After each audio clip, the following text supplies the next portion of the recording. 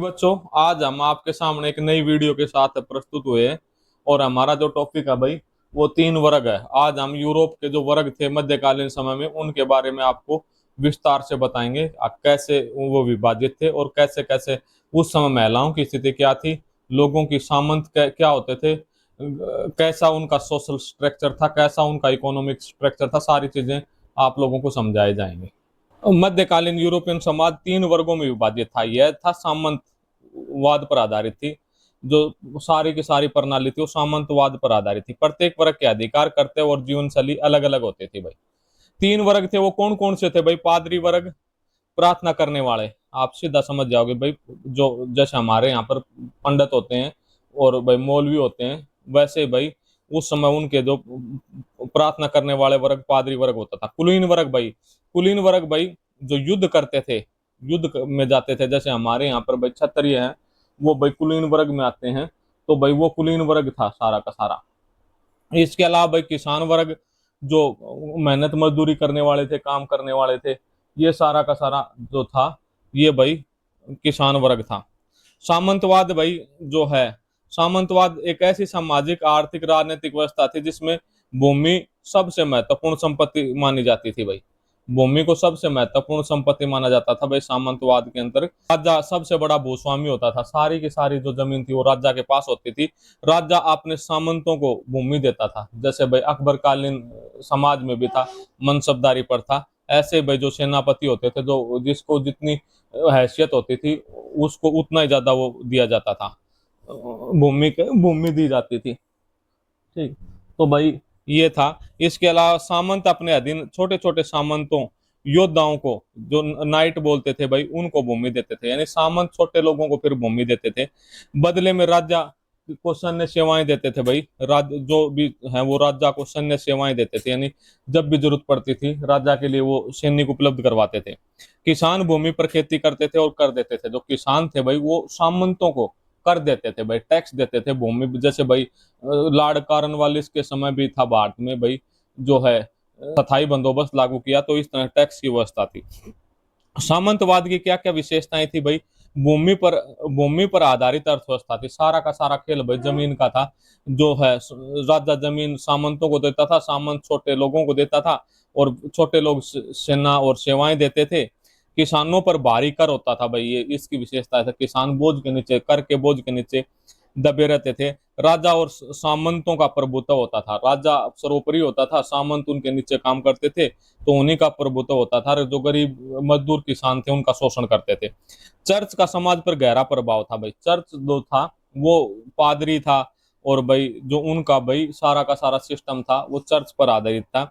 Church सर्वोपरि होता था। वो जो राजा के मामलों में, सामाजिक मामलों में इंटरफेयर करते थे।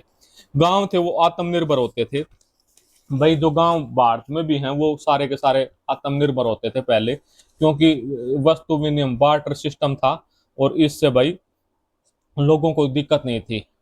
तो भाई ये हो गया। इसमें तीन वर्ग मैंने बताए हैं। हम पहला वर्ग के बारे में आपसे थोड़ा डिस्कशन करेंगे भाई। जो पादरी वर्ग भाई पहला था। पादरी ईसाई धर्म का धार्मिक अधिकारी होता है भाई।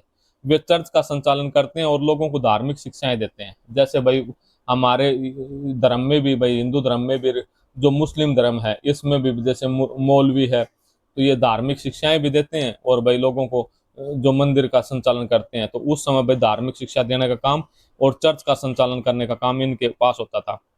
ये धार्मिक अनुष्ठान करते थे भाई, और धार्मिक शिक्षा देते थे। चर्च की संपत्ति का प्रबंधन करते थे। जैसे जो भी दान आता था उसका संपत्ति चर्च की थी, उसका भाई प्रबंधन का, मैनेजमेंट का काम इनका होता था। लोगों को नैतिक शिक्षा देना भाई, जैसे समाज में क्या गलत है क्या है वो चीज। और भाई इनको विशेष अधिकार था। जो पादरी वर्ग था, करों से भारी छूट मिलती थी। दूसरा वर्ग भाई कुलीन वर्ग था जो है, उसमें भाई कुलीन वर्ग में राजा, ड्यूक और जो राजा था भाई, ये सारे के सारे कुलीन वर्ग में आते थे भाई। सामंत शामिल थे। ये भाई राज्य की रक्षा करते थे, और इनका काम, जैसे मैंने बताया कि सामंत थे भाई, वो छोटे सामंतों को जमीन देते थे और अपनी सेनाएं रखते थे, और जरूरत पड़ने पर राजा की हेल्प करते थे। किसानों से कर वसूलना भाई, ये कुलीन वर्ग में आता था। और कानून व्यवस्थाएं बनाए रखना भाई, ये सारा का सारा भाई, ये महलों में और किलों में रहते थे भाई। और जो है शिकार करना, युद्ध और घुड़सवारी करना इनका मुख्य कार्य था भाई। विलासतापूर्ण जीवन बिताते थे, यानी राजा की तरह रहते थे। इनको पूरी की पूरी जनता का शोषण करते थे और अपना जीवन व्यतीत करते थे। तीसरा वर्ग है किसान वर्ग भाई, या मजदूर वर्ग कह लेते हैं भाई। यह समाज का सबसे बड़ा वर्ग था भाई। आज भी यही चीज है भाई, सामंत प्रथा खत्म नहीं हुई है। पहले में भाई जो है थोड़ा सा बदलाव हो गया, बाकी तो वही चल रही है। समाज का सबसे बड़ा वर्ग था भाई मजदूर और किसान। स्वतंत्र किसान भाई, कुछ अपनी भूमि पर जो खेती करते थे वो स्वतंत्र होते थे और कुछ अधिकार प्राप्त होते थे उनको। परंतु ज्यादातर किसान है वो भूमि से बंधे किसान होते थे, यानी सामंतों की और छोटे सामंतों की के लिए कार्य करते थे। बिना अनुमति भूमि नहीं छोड़ सकते थे, यानी उनका शोषण होता था, बेगार करते थे। जो सामंत थे वो उनसे बेगारी करवाते थे और सामंत उनसे टैक्स कलेक्ट करते थे भाई। किसानों पर भारी कर लगाया गया था भाई। और बेकार बहुत बड़ी समस्या थी, अकाल और गरीबी थी किसानों में, और बहुत कम अधिकार दिए जाते थे किसानों को। तो सारा का सारा जो शोषण वर्ग जो किया जाता था वो किसान मजदूर जो तीसरा वो था उसका किया जाता था। अब भाई चर्च की भूमिका क्या होती थी? चर्च भाई मध्यकालीन यूरोप की सबसे शक्तिशाली संस्था होती थी, राजा से भी ऊपर होता था भाई चर्च। इसका कार्य भाई शिक्षा का प्रसार करना, जो भी शिक्षा है एजुकेशन है ये सारा का सारा चर्च के हाथ में होती थी। धार्मिक नियम बनाना भाई, जितने भी धर्म से संबंधित नियम थे लोगों को पालन करना, लोगों को धर्म के आधार पे वो करना, इकट्ठा करना, वो सारा का सारा वो था भाई। न्यायिक संबंधित मामलों में भी हस्तक्षेप करते थे, ये किसी को भी अपराधी को क्षमा करवा सकते थे या किसी को भी सजा के लिए वो बोल सकते थे। और कुछ भाई गरीबों की सहायता भी करते थे, इस कारण भी वो था। चर्च की जो आय थी वो भाई मुख्य रूप से टैक्स से होती थी और भूमि से आय होती थी, दान जो मिलता था। दान आज भी बड़ा सोर्स है भाई, जो धार्मिक संस्थाएं हैं तो दान का अहम रोल था भाई। इसके अलावा भाई सूरवीर नाइट होते थे भाई, जिनको सूरवीर हिंदी में कहते हैं, नाइट अंग्रेजी में कहते हैं भाई। सूरवीर यानी प्रशिक्षित कमांडो होते थे भाई। इनका काम युद्ध करना होता था, राजा और सामंत की रक्षा करना होता था, सेना का नेतृत्व करते थे। और भाई इनको वेतन मिलता था और जो ज्यादा बढ़िया वो काम करता था उसको जमीन की व्यवस्था थी।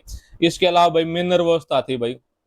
मेनर भाई सामंत की बड़ी कृषि संपत्ति होती थी, यानी जो कृषि संपत्ति होती थी बहुत बड़ी, वो भाई जो है मेनर की व्यवस्था थी। इसमें सामंत का महल होता था भाई, किसानों के घर होते थे भाई, चर्च होते थे, खेत होते थे और चारागाह होते थे, जंगल होता था। सारी की सारी भाई जो कृषि संपत्ति सामंत की होती थी वो भाई मेनर व्यवस्था थी। उस समय भाई नगरों का भी विकास हुआ भाई, 11वीं शताब्दी में के व्यापार बढ़ने लगा और भाई व्यापार का विस्तार हुआ, इससे भाई नगरों का विकास हुआ।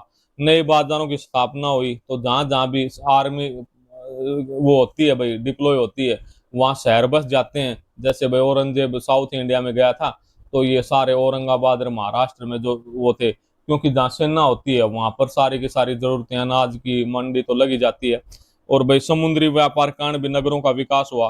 करों में किस कारीगरों की संख्या में वृद्धि से भी भाई नगरों का विकास हुआ। लंदन पेरिस जैसे नगर विकसित हुए भाई, नए नगर विकसित हुए, व्यापारी वर्ग मजबूत हुआ भाई। और भाई सामंत कमजोर होने लग गया जब नगरों का विकास हुआ, क्योंकि सामंत की असली होती थी कृषि पर आधारित होती थी सामंत व्यवस्था। परंतु जब लंदन और पेरिस जैसे, जर्मनी बर्लिन जैसे शहर विकसित हो गए, तो सामंतों का काम मुख्य रूप से किसानों और मजदूरों का शोषण करना था। तो जब नगर विकसित हुए तो इनके ऊपर वो पड़ा भाई, प्रभाव पड़ा। गिल्ट व्यापारियों के कारीगर संगठन होते थे भाई। इनका काम गिल्ट था भाई, ये व्यापारी और कारीगरों के संगठन बन गए। जब भाई सामंत तो व्यवस्था कमजोर पड़ी तो भाई मजदूर और किसानों ने अपने संगठन बना लिए, जिनको गिल्ड बोलते थे भाई। ये भाई अपनी कीमत तय करना, प्रशिक्षण देना, व्यापार की रक्षा करना, थोड़ा थोड़ा ये भी काम करने लगे, संगठन बन गए। उस समय भाई महिलाओं की क्या स्थिति थी? महिलाएं भाई कृषि का कार्य करती थी। इसके अलावा भाई घरेलू कार्य संभालती थी, कपड़ा बुनती थी, कुटीर उद्योग चलाती थी। उनके अधिकार सीमित थे भाई। शिक्षा के अवसर बहुत कम थे, तो महिलाओं की स्थिति इतनी अच्छी नहीं थी मध्यकालीन यूरोपियन समाज में।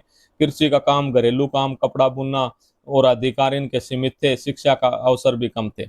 अब सामंतवाद का धीरे धीरे मैंने बताया कि पतन हो गया। पतन होने का मुख्य कारण था जो नगरों का विकास हुआ, इससे क्योंकि सामंतवाद प्रथा थी वो मुख्य रूप से गांव में कामयाब थी। व्यापार का विकास हुआ, इससे भी भाई लोग इंडिपेंडेंट हो गए, व्यापार करने लगे, सामंतवाद का पतन हो गया। मुद्रा अर्थव्यवस्था, मुद्रा आधारित जब अर्थव्यवस्था आई तो भी भाई इस पर प्रभाव पड़ा, क्योंकि बार्टर सिस्टम था। टैक्स भी भाई अनाज के रूप में और उसके रूप में वो किया जाता था। किसानों का विद्रोह भी भाई मुख्य रूप से सामंतवाद का पतन का कारण था। ब्लैक डेथ भाई, महामारी आई, जैसे कोरोना जैसी महामारी आ गई, इससे भी भाई लोगों को वो मिला। और मजबूत राष्ट्र राज्यों का उदय, कुछ भाई मजबूत राष्ट्र का उदय हुआ, तो इससे भी भाई सामंतवादी प्रथा कमजोर पड़ी। इसके अलावा भाई 11वीं से लेकर 15वीं शताब्दी तक सामंतवादी प्रथा जोर से रही। फिर सामंतवाद का 15वीं शताब्दी के बाद पतन हो गया। तो हम कह सकते हैं कि सामंतवाद मध्यकालीन जो यूरोपियन समाज है उसको काफी प्रभावित किया। तो आपको इसके नीचे पर्सन भी मिल जाएंगे। धन्यवाद। जय हिंद, जय भारत। पीजीटीवी हिमसर को लाइक करो, सब्सक्राइब करो और प्रचार प्रसार करो। धन्यवाद।